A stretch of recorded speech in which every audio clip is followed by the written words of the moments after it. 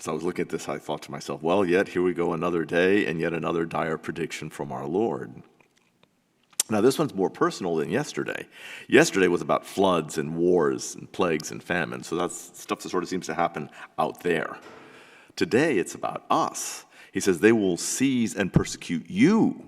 They will hand you over to the synagogues and to prisons, and they will have you led before kings and governors because of my name. And you will even be handed over by parents, brothers, relatives, and friends. They will put some of you to death. You will be hated by all because of my name. And my reaction is kind of like, wow. But then comes the final pronouncement. By your perseverance, you will secure your lives. And I want to tie these two threads together. The church is fairly notorious in our culture today for taking some pretty unpopular stands.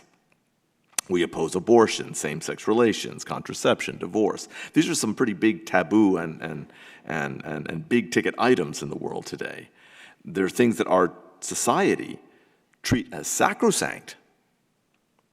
In fact, for many, rejection of any single one of these things, let alone all of them, seems unthinkable, if not downright loony.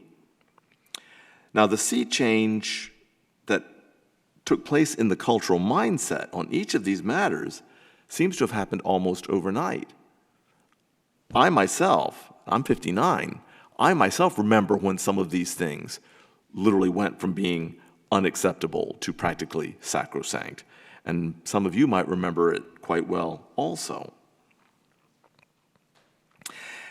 And once that sea change took place, dissent from any of them was immediately met with ostracism. And none of this is unprecedented. The church was certainly persecuted by the Romans for almost 3 centuries before Constantine made Christianity the official faith of the empire.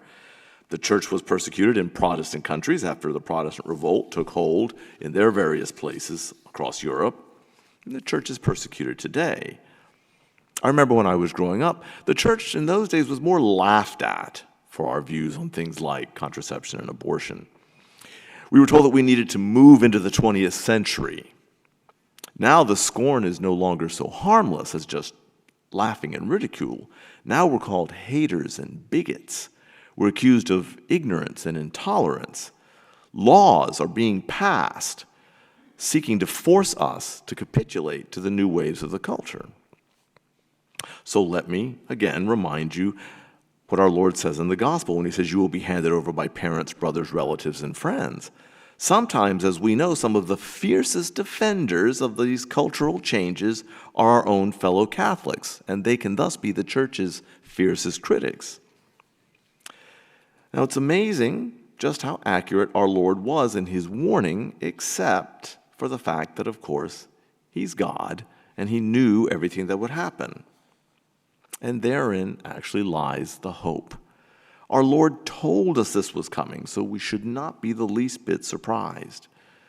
In fact, we should understand that the reason that the enemies of the church, which really always boils down to Satan trying to move people in a given direction, the reason that Satan fights so hard to tear this church down is precisely because he knows we stand for the truths that were revealed to us by God himself.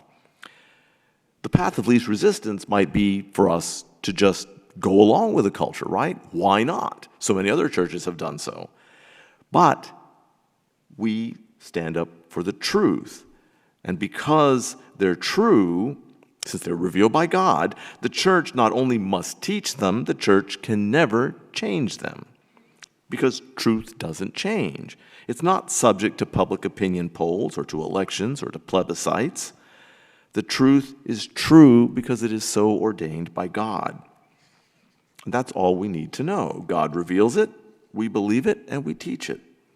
And as long as we do that, there is no persecution that can ever take the truth away from us. And there's no persecution that can ever separate us from God, his love, his mercy, and his salvation. That is the promise that lies in our Lord's prophecy in this morning's gospel. Let us hold fast to that promise, come what may. It might very well be difficult at times, I realize that. But anything else would actually be even worse. God will never abandon us. Let us likewise never abandon him, but remain ever faithful through all our trials. By doing so, as our Lord tells us, you will secure your eternal lives.